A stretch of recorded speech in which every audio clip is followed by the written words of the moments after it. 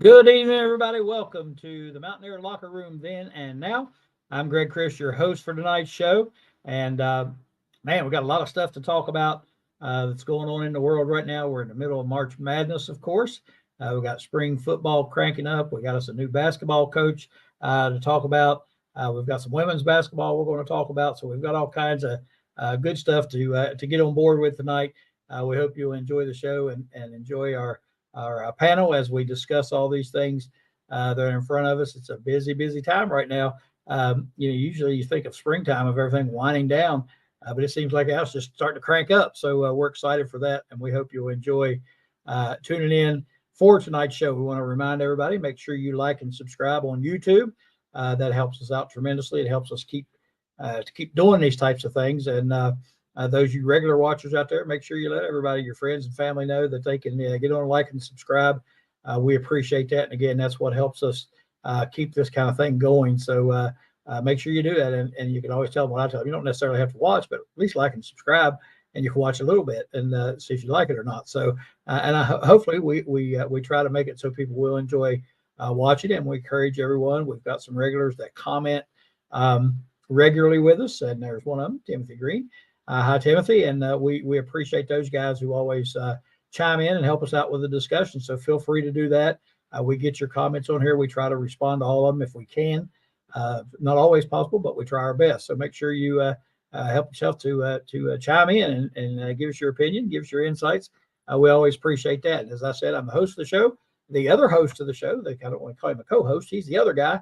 That's Frank Fear, and Frank's going to step in here and join us right now. Hello, Frank. Welcome. Hey, good to see you, Greg. Boy, you're right. We got a lot of talk to talk about tonight. Absolutely. We enjoyed putting it together. Boy, what isn't going on? And it's great. It's all great stuff too.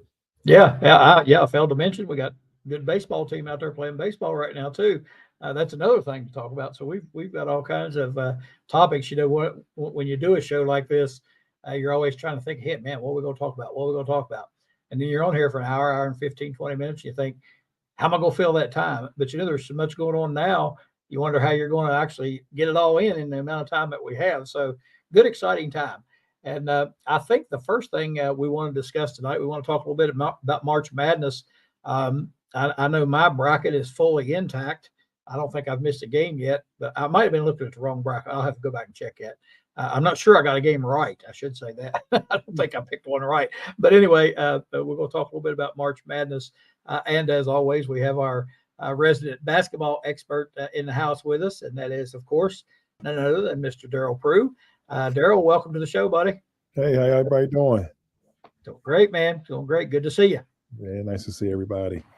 I know you've been consumed with all this basketball that's been going on. So we're going to, here in a minute, jump into our March Madness discussion first, and then a couple of other things. We'll talk a little bit about the women's game the other night, and I know that's on a lot of people's minds when you see all the social media about that. So I know people will enjoy that discussion. So I'm sure. We also have with us another special panelist tonight that we've had on before. He is back with us, and of course, those of you that have watched any part of the show or know anything about WVU is Mr. Stone Wolfley joining us tonight, and of course, you see the logo in the back, Wolfman's Call. It's his father's show a while back, and one that we've all been on, and one that we enjoyed watching. And Stone, we appreciate you taking the time to come in and join us. Oh, yeah.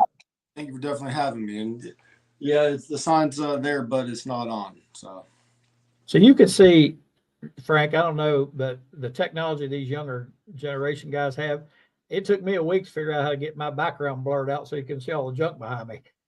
There's no way I come up and get something like that on my background. I'm about to work on this stuff. There you go. And I just got to make sure Dale's with us tonight too. There he is. That's right. That's exactly right.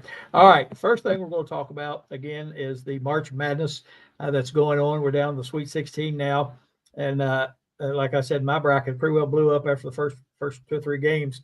But it's been a pretty exciting tournament. We've seen a lot of good basketball.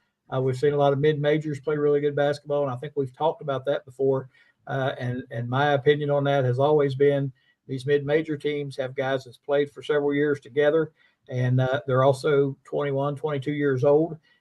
When you take on a Kentucky team, they've got 5 guys out there that are 18, 19, been together for 1 year, so they call those upsets. I'm not always sure those are upsets, but these mid-major teams are for real. They can play, and these kids that they have are grown kids, they're mature, they're men, and they can play. And so it's been a good tournament so far. Daryl, I'll jump to you first. You're our basketball guy. What's your thoughts on the Sweet 16? What's boiled down to? Well, there's a couple of teams that's making runs. NC State has made a run. They stayed hot through the ACC tournament. They got a good inside-outside game. I think right now the coach there is ruining I think that he was about to get replaced this year too. So I guess he's making his little run. And all these coaches are getting replaced and they making runs, so now it's hard to let them go. So it's a whole bunch of stories going on, and like you said before, the mid majors in Kentucky. I think the Kentucky thing, what people are not saying is those guys are not Derrick Rose. They're not Anthony Davis. They're not John Wall. John Wall or Cousins, they're talented, potentially, get pros later on, but they're not, that type of talent, so we're just that type of talent now, because it's still Kentucky, it's still top 10 in the country, top 15 in the country. That doesn't mean they're that Derrick Rose level or that Anthony Davis level. So people get misconstrued on how they see it, So we go, oh yeah, great player, he did this, he did that, until he actually do it, two different things. And I don't know what's your thoughts about the age thing. I always felt like these guys that's been in college for 3, 4, 5 years, 21, 22 years old. There's a difference, and you work with young people a lot, so in a 17, 18-year-old kid than what there is a 21, 22-year-old man. In my opinion, I always felt like there was a big difference. And I don't know, you work them out and you're around them, so what's your thoughts on that? I was different in 18 and 21, 22. So, those 4 years, I was a different person as a freshman. You've been through the wars, and now they're coming in at 20 and 21. They're coming into as freshmen. These guys are 25, 26, 27 years old. I was all the way in my, playing overseas somewhere, trying to figure out the next place to play. But, it's a big advantage, from a teenager to, a 20, 21-year-old man in his first year, and an 18-year-old teenager. You always play against older people, which is okay, but like some of this stuff is ridiculous. Yeah, it is. And so far, and Frank will jump to you next, but so far a couple of the number 1 seeds are still hanging on, which is kind of unusual at this time. But there's some really good teams left in this thing. Obviously, they're in the Sweet 16. There's some we expected to be there, some we didn't expect to be there. And but it looks like it's, watching these guys play, it looks like pretty good matchups all across the board. Mm-hmm. Well, one of the things, as I've mentioned before, that I do every year, and I love it, is to look at the Davids in the tournament and who might knock off a Goliath. And, it really does depend on the matchup. That's obvious. But this year I was a little bit worried because some of these matchups, for example, St. Peter's, which played really well at the end of the season to win their conference, matched up against Tennessee. I mean, their leading scorer was one for St. Peter's. Tennessee just basically said, if we can stop him, we can beat him. And Corey Washington was 1 for 9. And he was his tournament MVP. But I'll tell you what, besides the upset of Kentucky, which I'm not going to say I called, but I said, watch out for Oakland. And also Grand Canyon. I said, watch out for Grand Canyon and James Madison. For me, the highlight of the tournament so far is this. Right there. Yes. Yeah, that was pretty cool.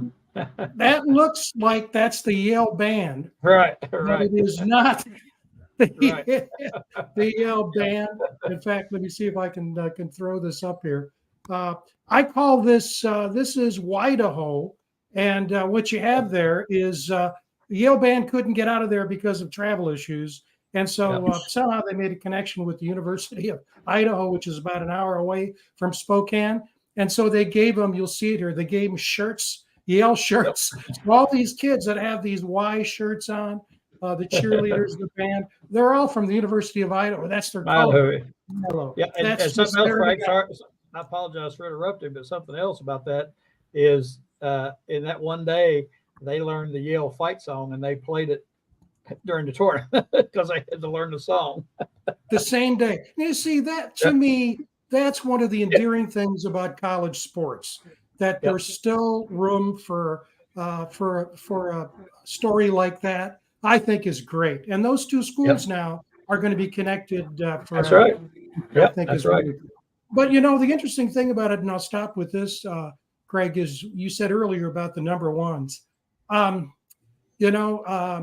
You were a coach, Daryl played, Stone's an athlete, but I look at University of Connecticut and I say, who can stop them? Yeah, they're a machine.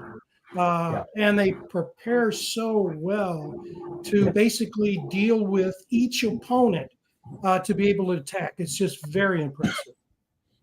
Yeah, they're awful good, and from what I've seen, I haven't seen anybody in there that I think can beat them yet. I mean, it's not to say they won't get beat somewhere along the line, but they're awful daggone good. They're pretty solid all the way around. So yeah, it'll be interesting to see how they do, because like I said, they're a good basketball team, and like you said, they prepare so well. They just seem like they're ready for everything coming at them, and of course that's credit to the coaching staff and the players buying in. It's fun to watch them. They're a good basketball team. I think one of the most interesting matchups, so I think, is the Iowa State-Illinois game. I've seen both those teams play several times, and I think that might be maybe the best game of the weekend, those two. Of course, I think it don't come on until like 10 o'clock at night, so a lot of people won't get to see it. But Iowa State plays really good defense, and they're not a great offensive team, but they do fine.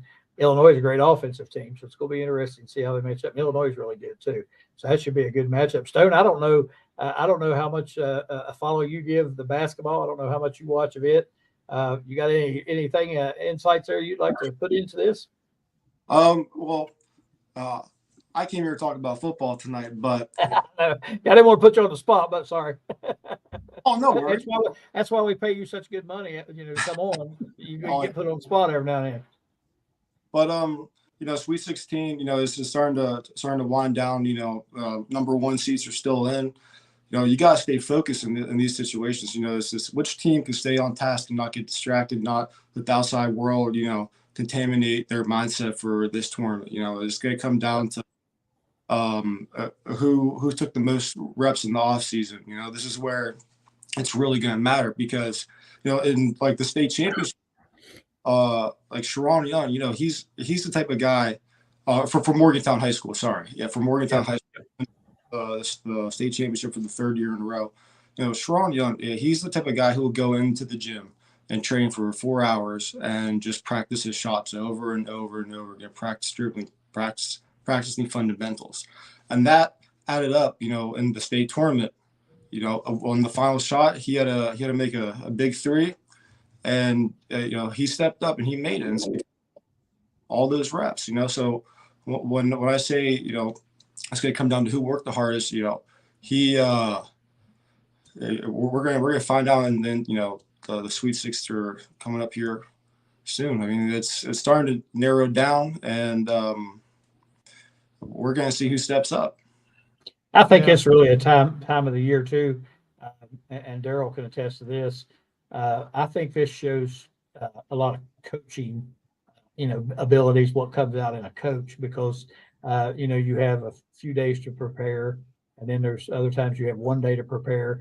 And when you watch teams play, you can tell how well prepared they are for what's going on in the game. And I think it's credit to these coaches when they do have their team so well prepared. And there's quite a few of them that do that. You can tell I think you can tell a difference in the coaches and their styles and that sort of thing. Daryl, I know you've coached.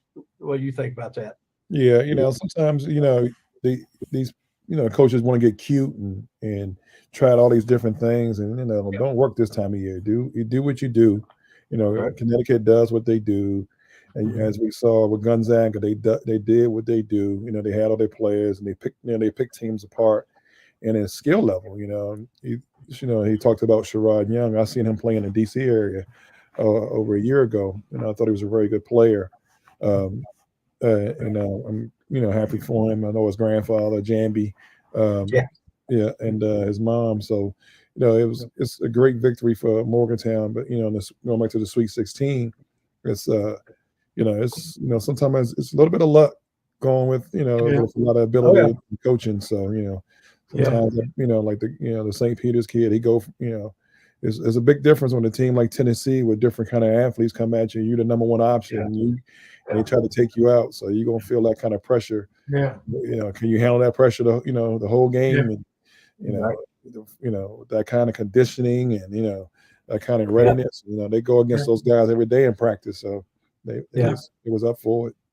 The one thing that I was going to say, Greg, the one thing that applies in football and basketball is this selection committee, all the brouhaha with the football. And if you look, let me put this up right here, if you look at how many teams got selected from the various power conferences, and then how the teams performed, incredible diversity of performance there. I've got in red, the number of, in the first column, selection picks. Big 12 and the SEC had the most picks.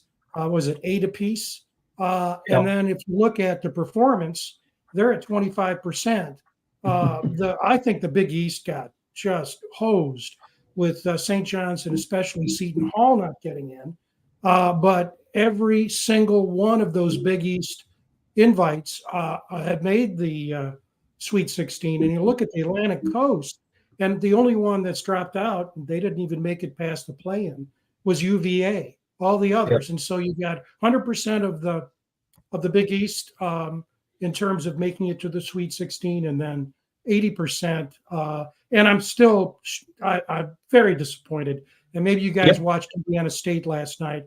They look really good. This Kareem Abdul-Jabbar underneath, he really won the game with a long three when it came down to crunch time. They're cruising in the NIT, but they should have been in the field too. Yep, and I know this could be a discussion for another day, but the teams, especially the Big East teams that rejected the NIT, I thought that was a huge mistake on their parts. I know they were upset. I understand that, but why not, look at it and say, we're going to get this many more practices with our kids. We'll get this many more games with our kids, and we got a point to prove. I mean, you just think if St. John's, the other Big East team that got neglected, I forget which one it was, but if they would have got in the NIT and would roll on, and you have 100% in the Big East in the NCAA tournament, and then you'd have all these NIT teams from the Big East winning in that tournament, what statement that would make. And I was kind of disappointed when they decided they weren't going to go to the NIT. I thought that was a little childish. I don't know. Look at what happened to St. Bonaventure athletic director. He made the call and he was let go. The fans were so upset. He was let go. Right. There's another point here. Go ahead. I'm sorry. Well, I was going to say in St. Bonaventure, not saying it's not a great program, but I mean, you got to build that program, and you go win an NIT, and then the next year they're looking at you. You don't just say, "No, we're too good. We're not playing in that." I think that was a huge mistake on all our parts. Yeah. Yeah. There's a point that along the lines of football and basketball, Daryl brought it up this week, and I'm throwing it up now. And that's the issue of money and the amount of money that's coming in on the revenue side, which is on the right-hand column. On the right-hand column is the number that revenue coming in for the 16 Sweet 16 teams. And then on the left-hand side is the profitability. The money is nowhere near football. But one of the things, guys, that I noticed after Daryl sent this to me was, Gonzaga's number 3 there, $17 million a year coming in, but they don't have to spend a penny on big-time football. Marquette have to spend a penny on big-time football. And you go down the list, Creighton is on that list. And it does make a big difference. And then if you look at the most profitable, those are a lot of big time programs there. The one that sort of surprised me was Arkansas, but the other ones, Indiana, Purdue, Michigan, Illinois, Duke, Syracuse, maybe a little bit, but UNC. And I'll stop here. I looked at this is great because it's on the WVU webpage.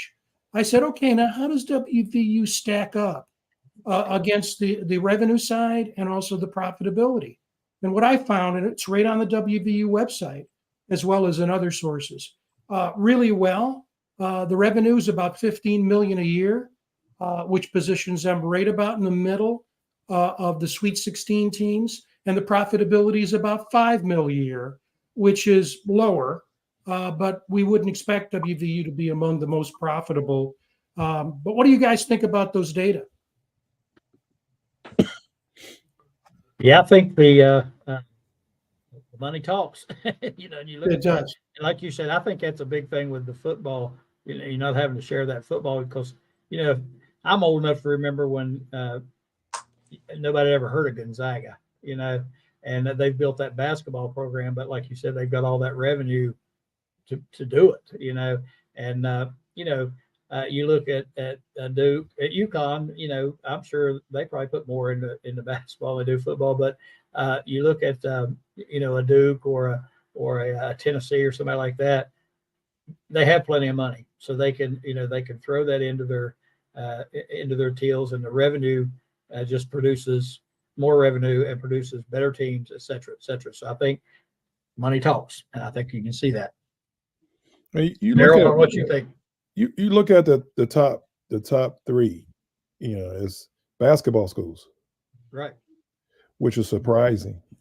You know what I mean? Like, Duke is still ACC, but how many Final Fours they've been into? UConn and Gonzaga. Even Marquette. I don't know if they have a football team. You know what I mean? So there's I don't think they do. So they got that, and Iowa State. That's Big 12, and UNC, ACC. You don't see a lot of big. You see what Alabama's on here. So it's a funny thing. It's like the profitability I look at over here. UNC, they bring in 24, bring in 14, and they make a net of 20. Yeah. You know what I mean? That's a lot. Syracuse not even on here how much their revenue is, but they bring in, 19. And Duke, they lose a little bit of money, but they, the revenue comes in, but they're really not losing. But, I think, it's TV. I don't know what the state TV for West Virginia, the ESPN deals and stuff like that, because they've been pushing us to ESPN Plus and all that stuff, so people don't get a chance to see it.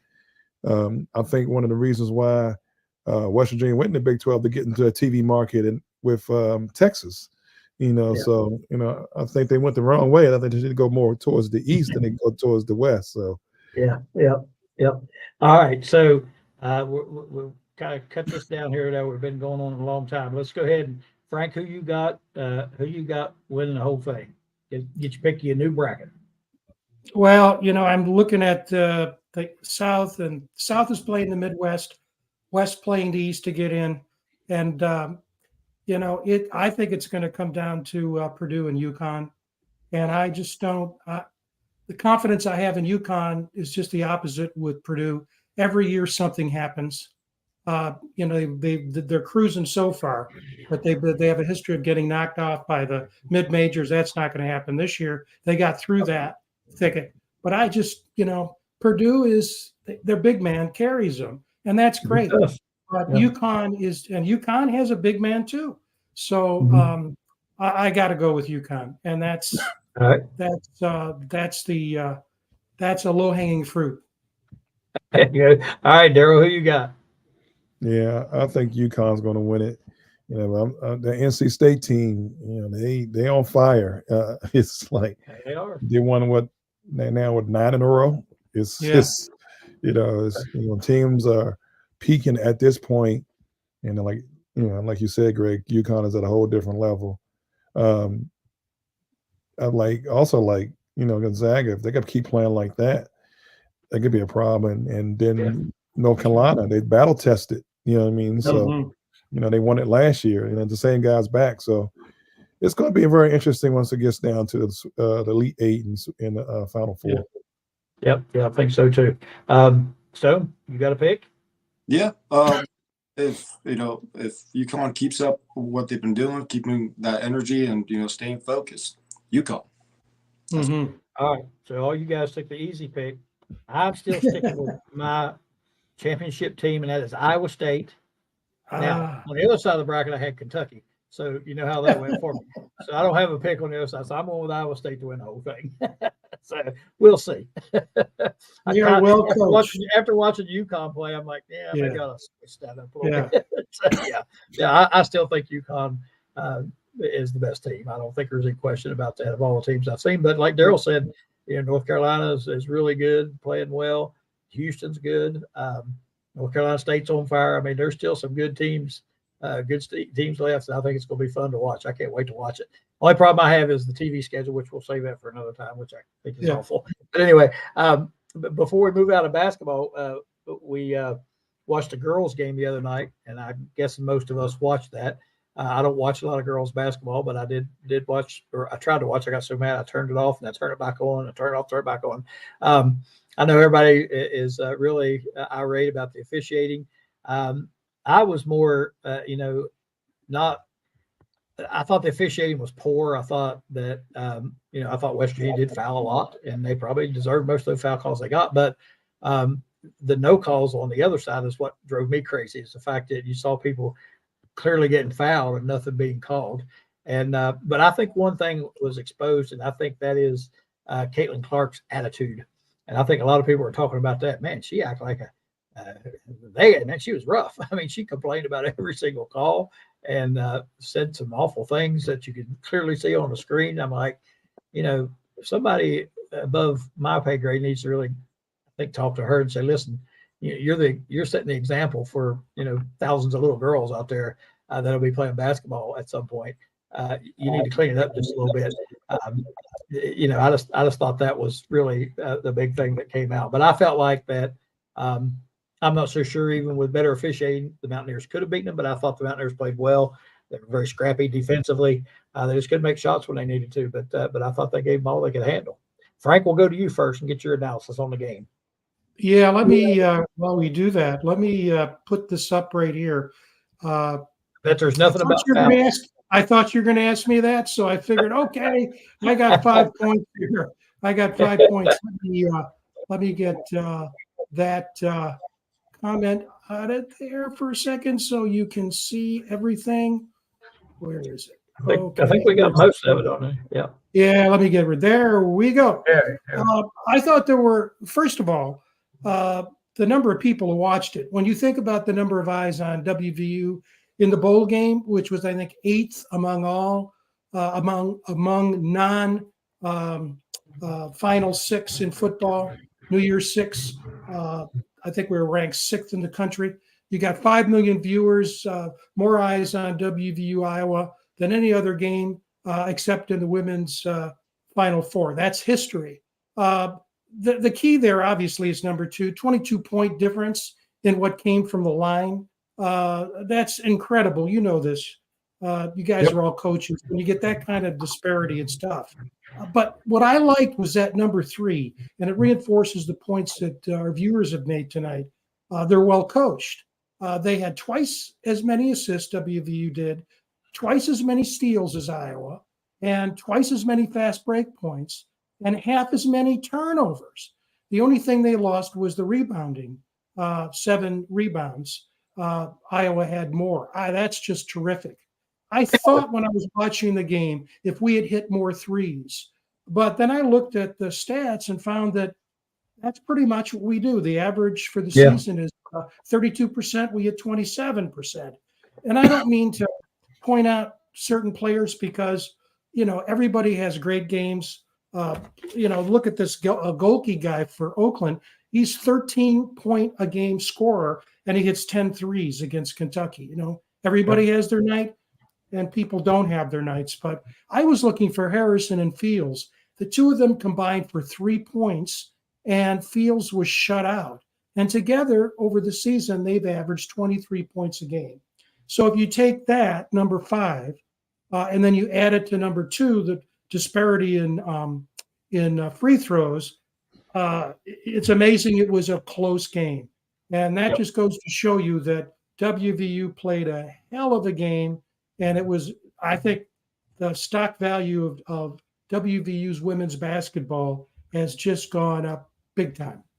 Yeah. And I'm not sure, Frank, I'm not certain on this, but I think I read where we had more threes and more field goals than Iowa did. And it was just right. the difference in free throw line. And yeah, that's tough to take. But, you know, and you mentioned the 2 shooters for WVU. You know, what I watched, what I saw,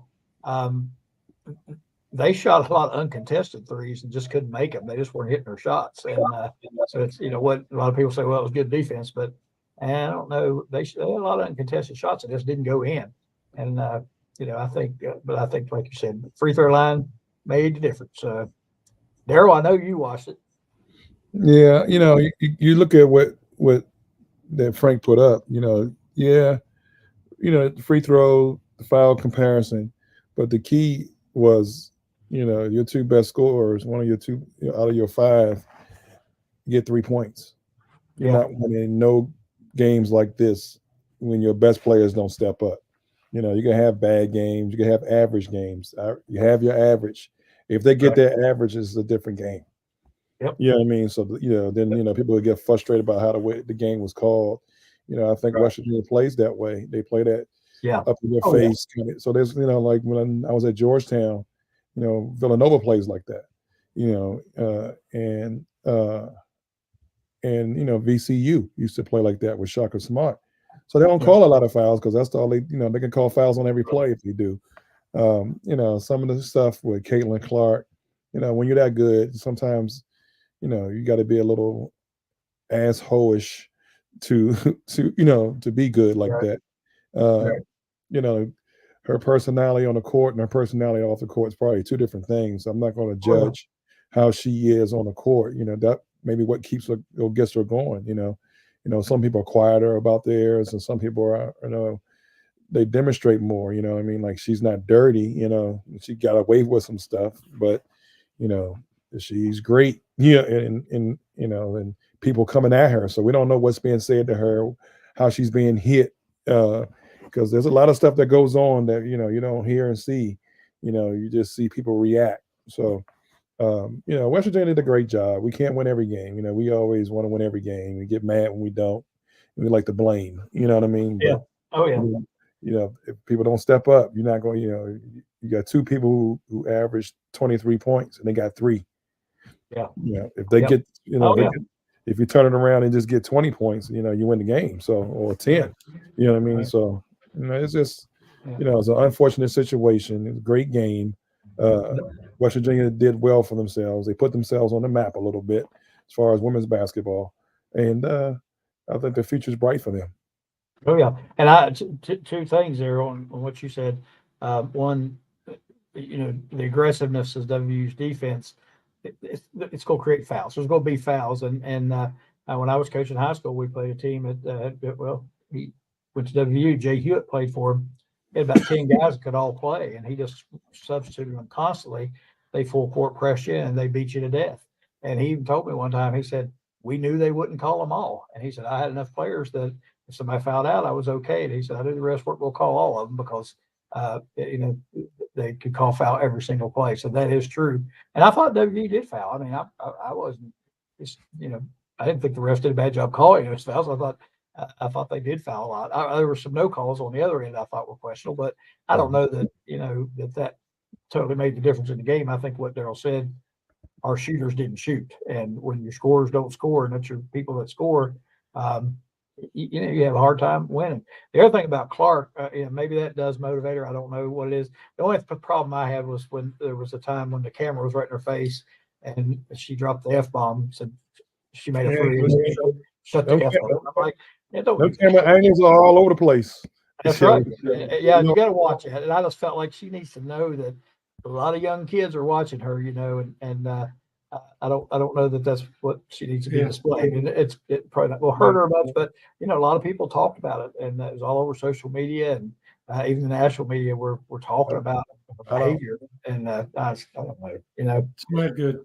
I just don't. I think the NBA do it all the time. The college players do it all the time. It's a female. I mean, she could be. Yeah, I mean, like you.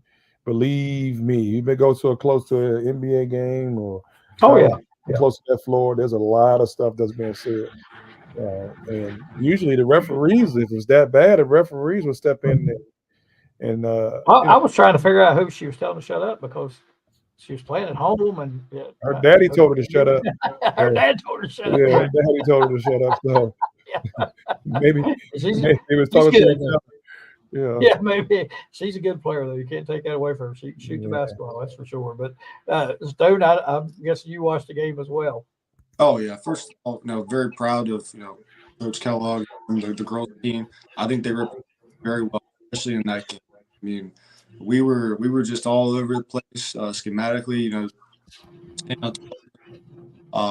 Taking the ball away, and then at the end there, it just kind of just fell away there a little bit, as far as shooting. And Coach Tallman knows this. Maritha High, I don't coach shooting, so I just coach the boxing out. That's a good job. You look like your daddy, the physical part. Yeah, there you go. That's right. To the table, man. man. Some of those guys would be good basketball players. As big and physical as they are, they'd be fun to watch. So.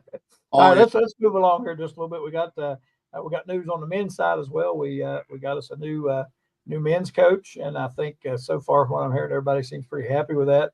Of course, I remember when Neil Brown got hired, how many tweets and Facebook posts I saw that was talking about what a great hire, and then 2 years later they're wanting to string him up and get rid of him, and but everything I'm hearing so far is positive. Now, Frank, and I'll ask you about this. I'm sure the coach's name is it's spelled Darian. I heard him say on the radio the other day that it was pronounced, I think they said Darren, I believe is what they said, but DeVries or DeVries. So we'll get try to get the pronunciation right from you. I'm sure you have that down in your stat sheet there somewhere.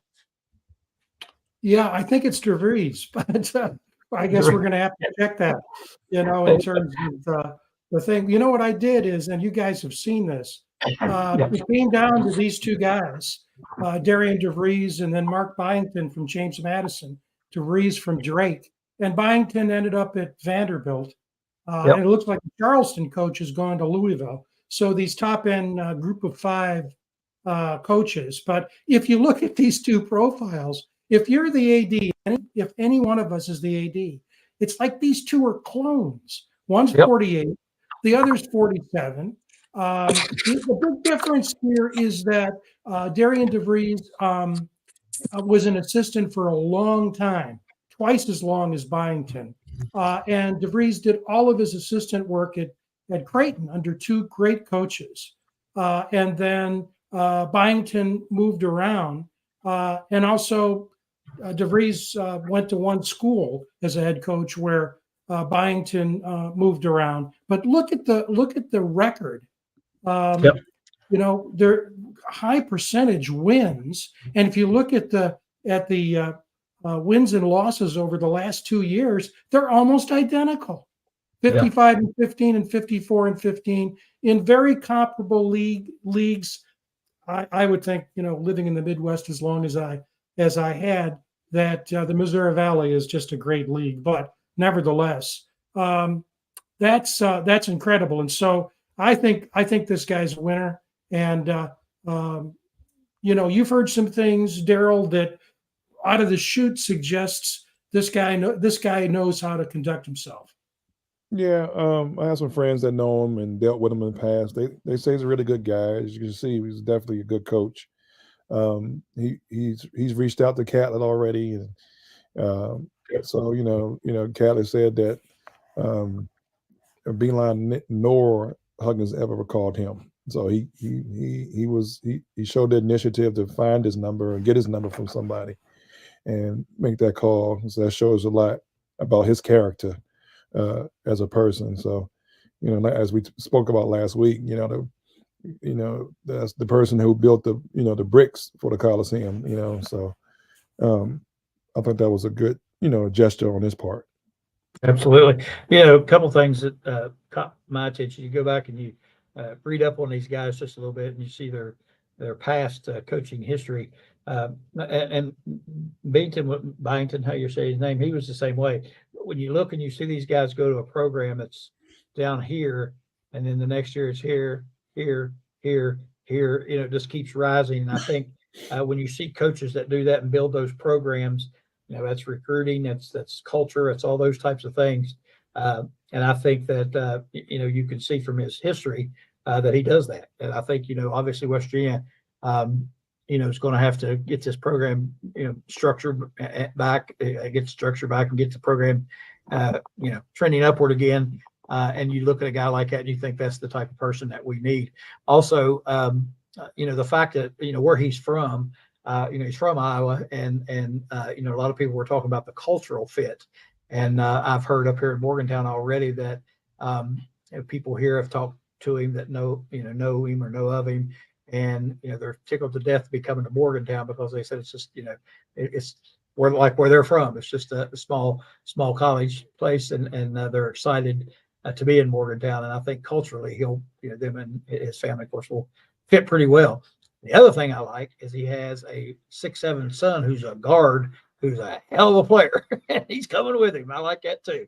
So I think everything's positive right now. And like Daryl said, he's already shown he has a little bit of character by reaching out to Coach Catlin. I think that's important. I think that's awesome that he did that, and I look forward to it. I think he's going to be a good fit, and I think it's going to be fun to watch. Stone, I don't know how much attention you've been paying to that. I know. You're probably busier and being frank, and I think you and Daryl are more busy than we are, but you younger guys seem to have better handle on things. What do you think about the new basketball guy? Oh, I'm excited to see what he's got. I mean, it was 73, 72%. Yeah, 73%. And that's a tough number to reach, especially just being a coach or just being a head coach. Starting off. Usually it's the opposite. You see him slowly, build it over. But no, it's been a high percent. He's got the magic, and that's probably what put him over. He's something about him. Maybe he's a personnel or like a player guy, just really relates to the players, or really good talker. I don't, or like just convince Rim Baker, but I heard 6 or was it 6'7" son? So yeah, is he? And he's a player too. All right, Morgantown High District. Have you seen him, Daryl? Have you seen him play? No, but that's only one player. We need 10, 12 players now. So he's a player. They had said the other day, ESPN said if he would go into the portal, he would be a top 5 player one of the top 5 players in the portal. So, and I watched him the first round, and man, I mean, he can play. He's a good player. And I think there's already been another one, another guard, a freshman that they said is coming to WU as well. It's transferring with him. So we'll get a few players from there that'll be good. But I think if you can draw, and this is no knock on Drake or Creighton, anybody, but if you could draw talent like that to I know it's his son, so it's probably real hard to get him signed. But if you can draw talent like they have, and he wasn't the only player they had, to Drake, you surely with the money and stuff that's available, you should be able to get him here at West Virginia too. I think, and obviously he has a pretty good handle on that. So I think that's showing from his team because they're not. That wasn't the only player they had. He's a good player. He's really good, but they had some other really good players as well. And I heard today, and I don't know if this is correct or not. I heard on some on the radio said they think that there's 5 of those players from Drake that are going to enter the portal or transfer. I mean, you got to be careful because Drake's league and the Big 12 is 2 different things. You can't take all of it. You know what I mean? Like it's playing good in that league, and then you do well in one or 2 games in the NCAA doesn't mean you got a 16 game, 18 game season in the Big 12. So you got to pick and choose. We got to go back to building the program, not just the portal stuff. So can't get caught up in that. So it's a fine line. And I know he don't want to lose a lot, getting his son who's a big time talent, but I would be careful getting, usually guys gonna get guys what they're comfortable with, but that's why we're in this dilemma now, so. Mm-hmm. Well, I think like I said, the other kid, the freshman, is a really good player as well. And one of the things we were going to talk about was what's going. Was he going to Drake, or he was going to? He was at Drake. Yes, he was a freshman at Drake. Yes, and he's coming to WU, and he's a good player as well. Now the other ones, I don't know where they're going. They haven't said anything yet, but I think we were talking about what it's going to take for him to be successful. I think to what Daryl said, he. And I'm assuming he can, will need to recognize Big 12 talent. Are these guys good enough to play in the Big 12? Sure. And that's going to be critical, I think, to his success. I think Neil Brown went through that. I think, if you remember when he first started, we took a lot of players, from Bowling Green and some of the mid-majors, and they just weren't quite good enough. They weren't bad, but they weren't quite good enough to win in the Big 12, and I think he figured that out. And I think basketball is a little bit different, it's a little easier because you don't have as many people to draw in. But I think that's what's going to take for him to be successful, is to recognize what Big 12 talent is and what is needed to be successful in the Big 12. And the quicker he figures that out, the better. I think we'll get good players in and that'll be okay. But I don't think he's going to take them off from Drake. Otherwise, they would be, somewhere else. Yeah. No, it's the Missouri Valley Conference is a good conference, but it's a mid-major conference. Right. James Madison experienced that the other night. They looked like world beaters in the first round, and they were overmatched, completely overmatched. They dismantled Wisconsin. I mean, that wasn't even close. I talked with a couple of Wisconsin fans, and they said, "Man, that game was over in 5 minutes." But Daryl's right. And of course, his career is on the line. But the thing that strikes me, and I know we're going to talk about baseball now, is, when you look at the coaches that WVU has, head coaches and the staffs, you got to say to yourself, boy, has it been better? I can't remember in the recent past where I've had as much confidence across the board. Wrestling, the national championships were last week, and WVU did well. One guy was wrestling actually for a national championship. Soccer, both soccer coaches, men's basketball. We've got great potential there. Kellogg looks fantastic on the women's side. And Neil Brown, we're going to talk about the press conference and how we felt about that. But boy, you really have to be impressed. And this baseball team, let me throw this up. We're right in it again. That was a great season last year, and we're just a game and a half out of first place. And actually, after Oklahoma threw a no-hitter at us last week, the Mountaineers came out and took the next two games. And so Oklahoma State comes in this weekend. Maisie, in his last season, has a really good squad. We're still hurting with Weatherholt, National Player of the Year, hamstring issues. Played in the opening series against Stetson, hasn't played since. We need him. He was hitting 360-something before he went out. But this is a team to watch, and you can watch it on ESPN+. Yep, they're playing pretty well. And like you said, you kind of like the resilience there. They got, I think was it Ohio State? You said just destroyed them there in one game. It came right back and won the next one. Shut somebody out 15-0 right after that. And so they're pretty resilient. And baseball. Now, Frank, you don't know this, but I coached a little high school baseball in my day too for about 4 years. And you learn one thing is if you don't have good pitching, you're not going to win. And that's right. It'll come down to that. And so far their pitching has been pretty good, pretty solid. They had that one game where they got blown out, but yeah, they look pretty solid. Yeah, the thing is, when you look at the stats of this team, I have one thing you'll notice in that chart that I have up is that the numbers are dissimilar. That some teams have played 9 games and other teams have only played 6, and it's obviously the weather difference. Most of those 9-game conference teams, are in the South, Southwest. But I mean, I'm looking at it right now. The team ERA for WVU right now is 4.77. And I'm going, okay, 6 runs a game, and we're 15-10. And I looked at the opponents are 5.88. Yeah. Yeah. So a little bit uneven in terms of starting. Couple good arms though. Gavin Van Campen, and Aiden Major between them have won 8 games already. So I think there's potential. And what I really like about college baseball is, I don't know about you guys, but I've migrated from watching a lot of Major League Baseball to watching college baseball now, because I think it's a better product. I think so too. Yeah. Anyway. I think it is too. Yeah, and you talk about the ERA. You know, a 4.0 ERA in college is not bad, because those aluminum bats and things, there's so many more hits and runs scored in college baseball than what there is in the major leagues. And so I think a 4.0 ERA or whatever it was is really pretty good if you compare it across the board.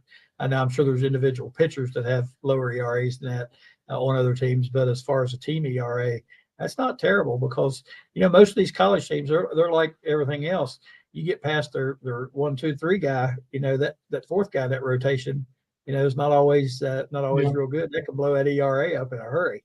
But yeah, West Virginia has a couple of good pitchers, and you have to have at least a couple good ones to be able to be successful. Yeah. So I think, they're on the right track, man. They're fun to watch. I watched them play the other night. Yeah. Well, to reinforce your point too about the ERA, looking at it alone, the flip side of that is, what's the batting average of the opposition? And it's only 235. West Virginia is hitting 30 points higher, and has 34 to 18 home runs. And so I'm looking at those data and saying,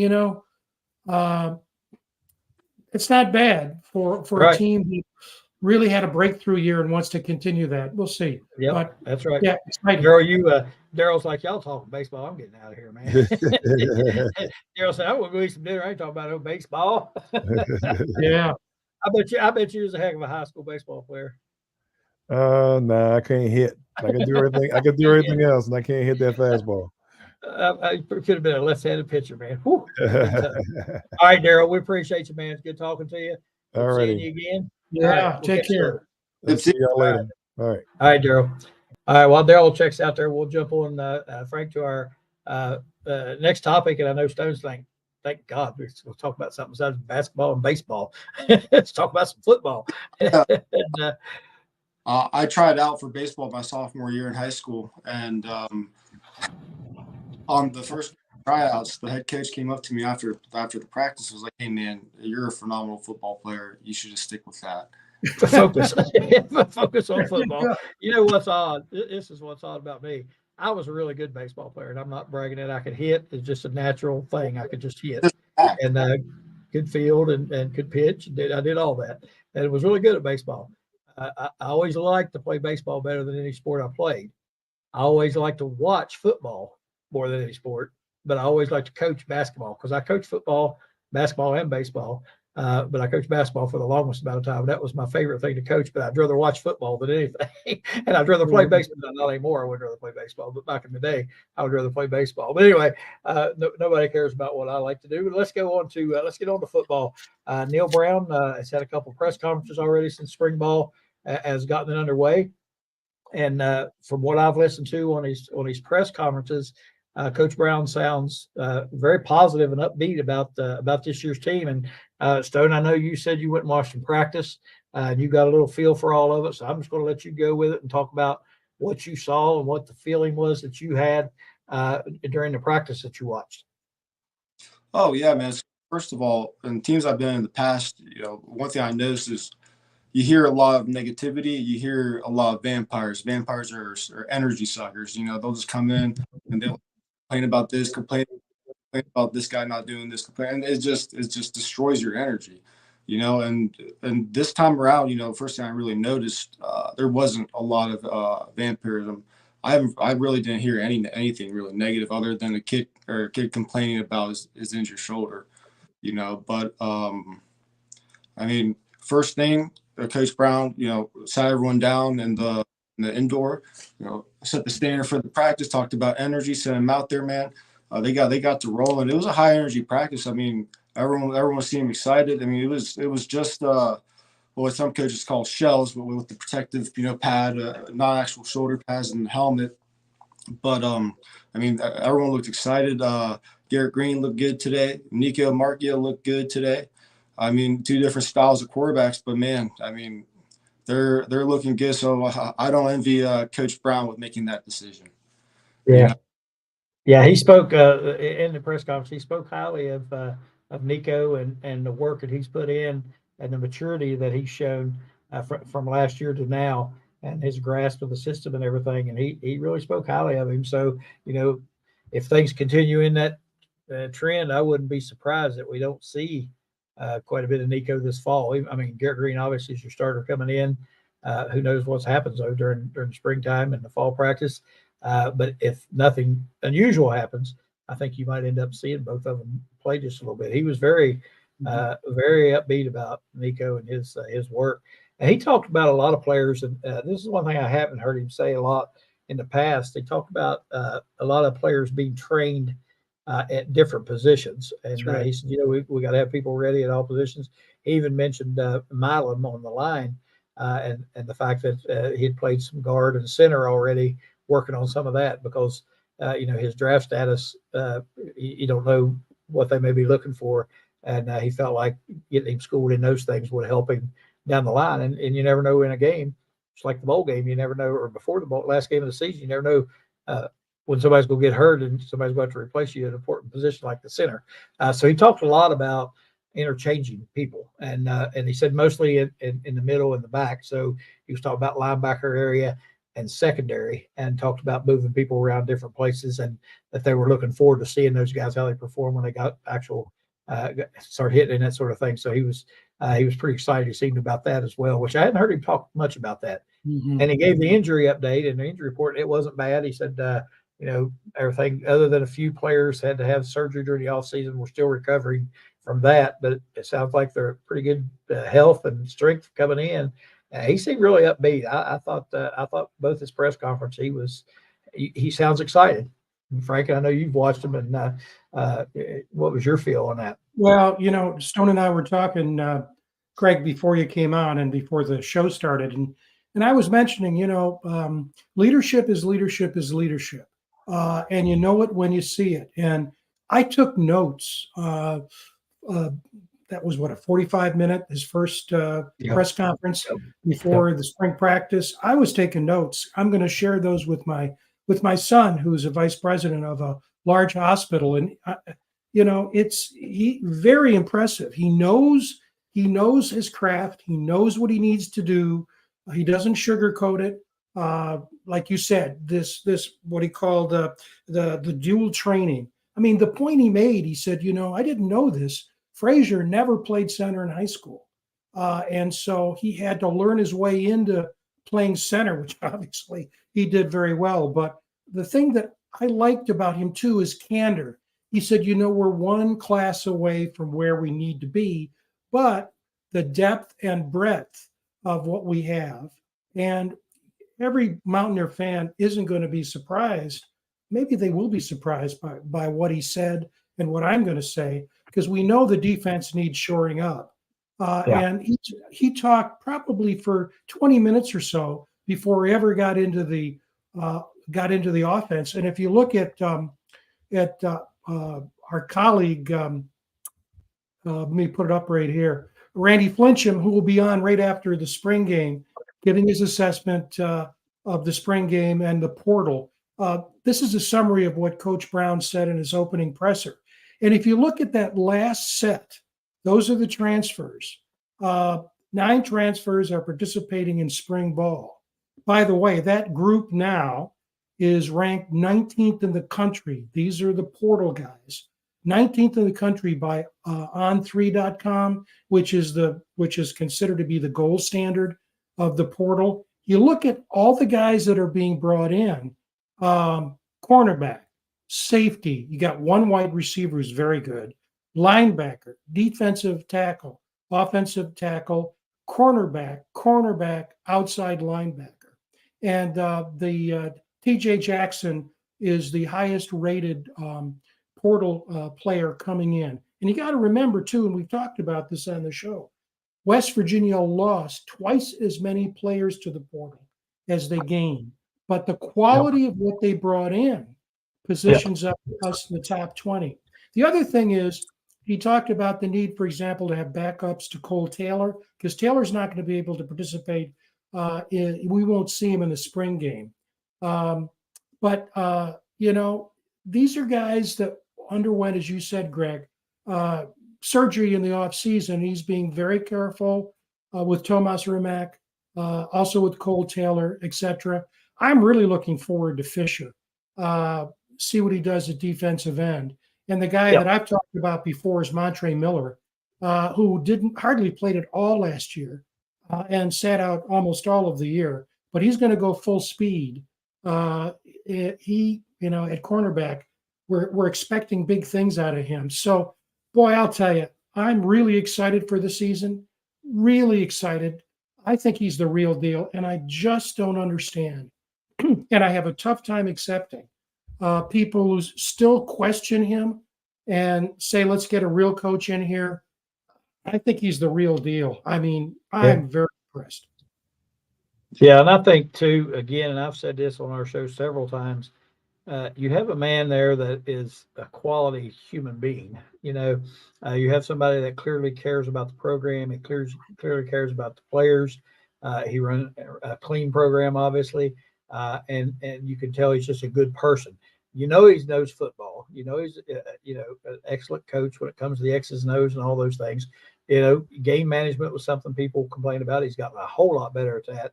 I don't know that we can do a lot better. I think he's a fine fit for us, and I think he's been doing a fine job. I think we're we got the right guy, and we just have to get off of him.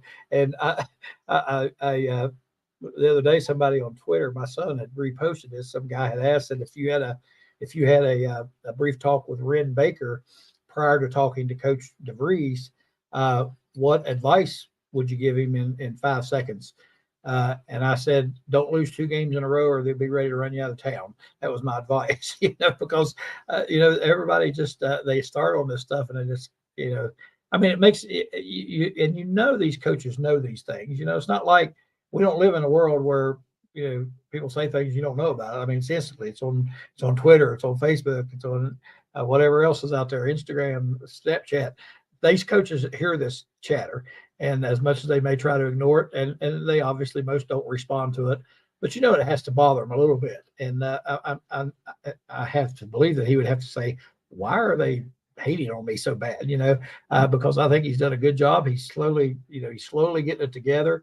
He's slowly building the program, I think, and he's retaining people that we need to retain, as far as the portal's concerned. I know we're going to lose players every year. It's the nature of the beast. It happens at every school. But the thing is, when you look at the people we lost and the people who stayed, it's a big difference, and a lot of these players will enter that portal and end up at a lesser place because they're just not good enough yet to play here and they don't want to wait. So, what we lost, I don't think there was a player or two, maybe they think, man, wish we could have kept him. But I don't think there was anybody that, we said the sky's falling because this guy's leaving. So he's keeping players now that we need to keep. He's filling gaps with the portal that we need to fill in gaps with. And not only is he filling those gaps, he's filling those gaps with talented people that can play. You look at a couple of these defensive backs were great players at Northwestern, I think. And then there was another one you mentioned. I can't remember now the names get from Troy. Troy, yeah, good players, and so he's filling the gaps where we need it, and I just think we're on the uptick. I think even if we win 7, 8, 9 games, I think that's good. We played a tough conference, and it's hard to win games. I don't care where you play at or what team you are, it's hard to win college football games, and because everybody has talent, and so I just think we need to. Let him keep going. I think he's heading in the right direction. I think he's doing a good job. Really good job. And the thing that's happening, guys, Stone, we're starting to get some respect we didn't have before. Right. Here's one. Sorry to block you guys out, but this just came out. top 10 football teams in each power conference for 2024. And there's West Virginia. There you go. There's West Virginia. And we haven't seen that before. Last year we were 14th. And then Greg and I were talking about this earlier this week. Again, sorry to block you out there. This is and everybody has an opinion, but West Virginia is on the list of a college football playoff dark horse. My God, if that had happened last year, people would have said, what? But this is Greatstone. I mean, you got to be enthused. Oh, yeah, for sure. I mean, Coach Brown, he was the first day I met him back in and who he is now is completely two different people. Every day, we grow and we better ourselves. I mean, you guys still are growing. You guys aren't done. He wasn't done last year, and he's only going to get better. And this reminds me of Skylar Howard. Whenever I was on the team, we went 10-3 in 2016, I believe. And I mean, the crowd booed him off the field, and we were 10-3. The 10-2. Our own home crowd, and that blows my mind. Like, when was the last time we were 10-3 with Skylar Howard? So it's crazy to see the same thing happening. I mean, everyone says history repeats itself, and that's just another case of it here, at least. But I'm really fired up, man. I mean, Coach Brown is really changing the program. He's recruiting the right guys. He's starting to do the right things. He's starting to utilize, the artillery he has in his weapon cache. He's on the rise, and I'm really excited. I mean, we got smart guys back there. We got like Aubrey Burks. I mean, he's got a really good head on his shoulders for sure. I mean, really mature. But like we were talking about earlier, the 17, 18-year-old kids and the 22, the difference is the maturity and the discipline to go and do the right things all the time. And so that's why it's like men, because they already know what they're going to do, what they're capable of. Whereas like 18, you don't really know, because you're not doing the right things. You're not, doing the extra mile as you would when you're like 22 or 23, and, he's recruiting a lot of these, older guys, and they got good heads on their shoulders. A lot of them are really good guys. Actually, I was talking to them, good people, and that really translates, especially when you see the older guys coaching the younger guys and taking them under their wings, across the board. And that's why I'm really excited, is because everyone's gonna be on the same page. Everyone's working hard. The discipline and accountability is great at WVU. I mean, guys are staying on top of each other in a positive way. It's not like a negative, like you aren't doing what you're supposed to be doing. It's like, hey man, you were supposed to do this. All right, let me help you and show you how it's supposed to be done. Or you should have done this, man. Like it's really positive. And I'm really excited for the season. I mean, I'm fired up. It's gonna be good. Yeah, you mentioned the type of people he's recruiting. The quality of people. I think, which goes a long way. And I don't have a stat on this. I would love to see a stat. I'm sure somebody has it, but go back prior to Coach Brown and look at the number of like personal foul penalties we got for just dumb things that we would do.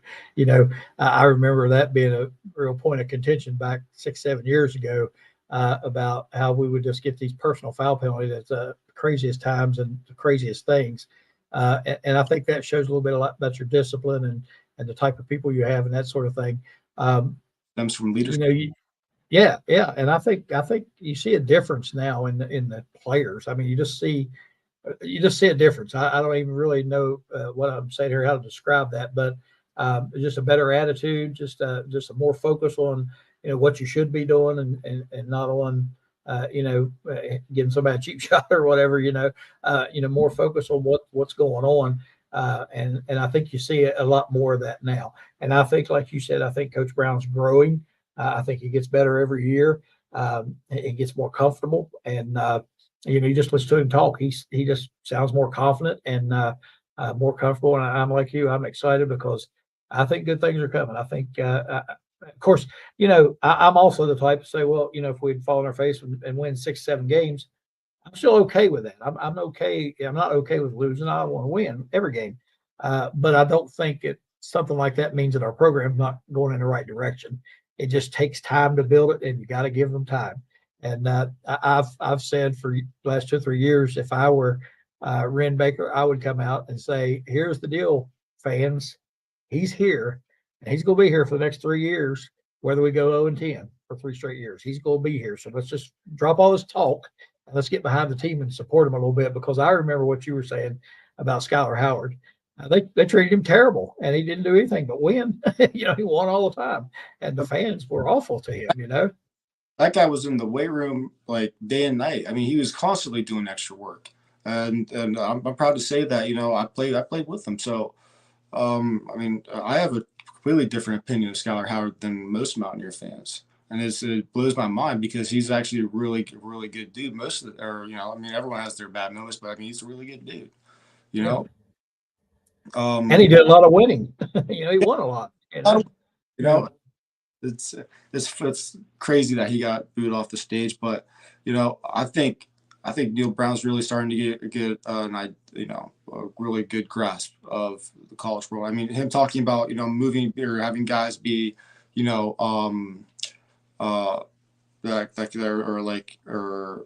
switch guys that could play different positions. I think that's great for multiple reasons. One, I mean, a guy goes down, you need a certain quality of skill. Well, we can take this guy because this other guy's really good here too.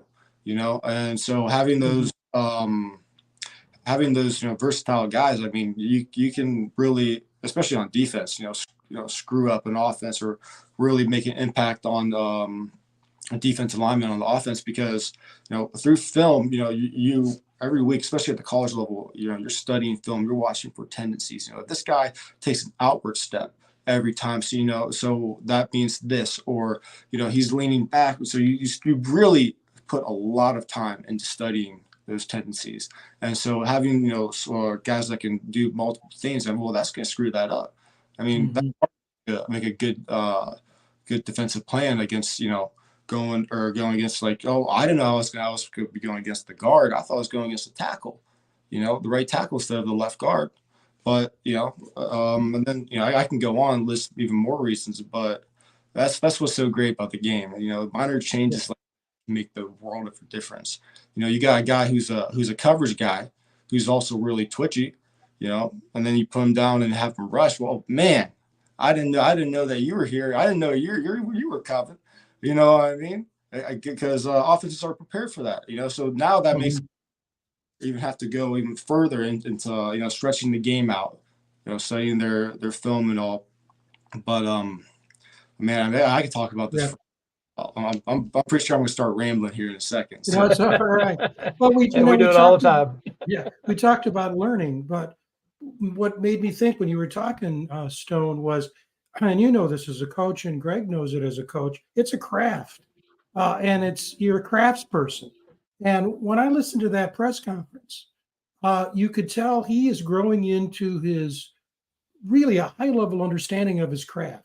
For example, when he was talking about the linebackers and saying, we're really going to have Mike. We're going to have Mike's back there, not Will's, Mike's, because he's looking at his personnel and what he wants to do. And he says, the tall, lanky guys, the Wills, we're going to have Mike guys. And the other thing I think is really important. You can tell, despite Greg, and you're right, the battering he gets, he's comfortable in his own skin, which helps him repel that. He knows what he wants to do. And when he talked about personnel, the kind of coaches he wants to bring in, and for those who haven't watched the press conference, I was very impressed by the point he made. I want the players and the coaches to be together the first thing in the day. Before, he said we would do it in the afternoon. That meant the whole day went by before the players and coaches were together. He said, now we have those players and coaches first thing together, and it sets the tone for the day. This guy has his head screwed on well, and boy, I tell you, I'm always excited when I experience people who know what they're doing, and he knows what he's doing. Yeah, you can listen to him and you can tell that. I'll tell you another thing I thought about too was we haven't talked about much was his contract when he restructured that contract and, basically took less money so his assistants could be paid more. Yes. And I think, that's a sacrifice he didn't have to make. And I No. think, players see that, coaches see that. They know he's willing to sacrifice for the good of the program. Everybody gets all in on stuff like that when you have a leader that is willing to, give up some of his own good fortune to help others. And, he did that. And I thought, man, you don't see many coaches in today's world willing to give up money. They're all about the money. And he gave up a significant amount of money to give to assistant coaches. And I thought that was a great step as well. But again, I think it shows the maturity and the growth that he has and is, again, another good aspect of himself and his character. Yes, yeah, 100%. I was just gonna say, whenever you're making sacrifices like that, like you want to follow that guy. I mean, that's passion. Correct. That's how I know that we're gonna be successful because he's given it all. He's giving his all every single day. That's passion. I mean, you want to sacrifice, money or your livelihood unless you were truly passionate about it. You know, because it's like being a teacher and spending your own money on notebooks and pencils. Because you're passionate. And that's how I know be good, because he's going to find a way to be good. He loves this game and he loves the state, especially this school. Yep. I think you're right. Frank, we're starting to run a little short of time. You got any final words you'd like to throw out there? Well, we put the banner up earlier that Mark is doing his State of the Channel. Many people know, if not everyone, we're on the Voice of College Football Network. We're on the West Virginia channel, and every Wednesday night. And Mark Rogers, who runs the network, if you can, flip right over and join them in stream. They started at 8. And also, Mark wanted to let everyone know that he's relaunching the Texas channel. Sounds like heresy. They're leaving the conference, but they're on the network. So Michigan's on the network too. So anyway, and he's doing it with his colleague Matthew Miller, and they're going to start next Monday night. It's going to be extended. I don't know how long it's going to go, but it's going to be more than an hour. And then they're going to be on every Monday night. And as Greg knows, they invited us to be part of their channel. Dale Wolfley was on the channel. And so we're happy to be part of that. So that's the least we can do, is to promote the channel. It's a great channel. That's right. Yes, it is.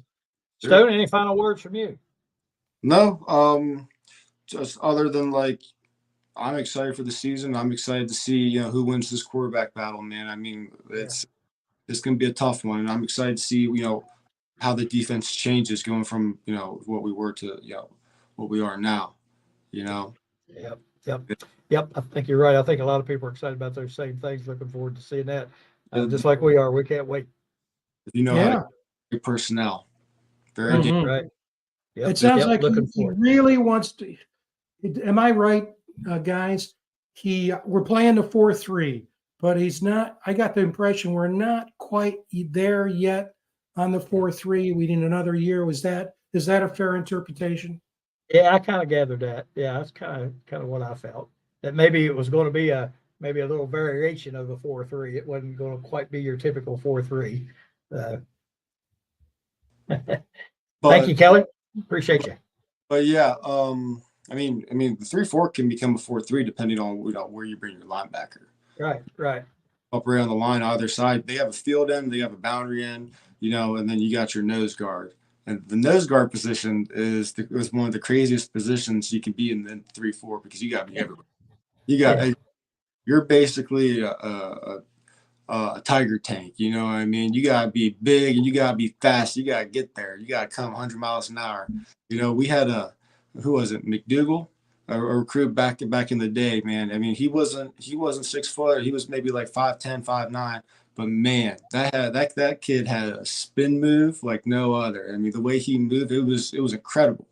He was like a top for just watching him. So that's that's something similar to what we got to have there at the nose guard. That's where it really matters, especially in the 3-4, just because you got to be able to stop that center from climbing.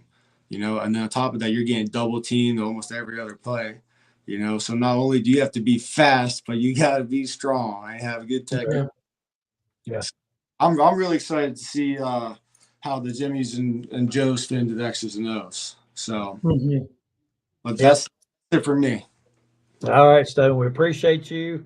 And again, I'm the same as Stone. Can't wait till it starts. I love football season, and I think we're trending in the right direction. And I'm also, of course, as a basketball coach, looking forward to this weekend and the Sweet 16 going on.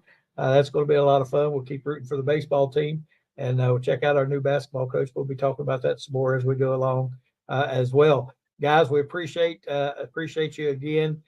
Stone, we appreciate you coming on and talking some football with us. Me and Frank need help with that all the time. So we appreciate you giving us some expertise in that area. Thanks to Daryl Prue for being with us talking basketball. And Frank, co-hosting. I appreciate you as always being here by my side to keep me on track and keep this going. If it wasn't for you, this thing would fall apart. I'll guarantee you, if I was having to run the controls, we'd be in trouble. We thank everyone for tuning in and watching us. We ask you again, make sure you like and subscribe on YouTube. Go check out the new show launching, the launch of the Texas channel, I guess they're going to talk about, and you'll want to go and check that out as well. Thanks to everybody for tuning in tonight. We look forward to coming to you again next Wednesday night. We hope with another great show. Good night, everybody.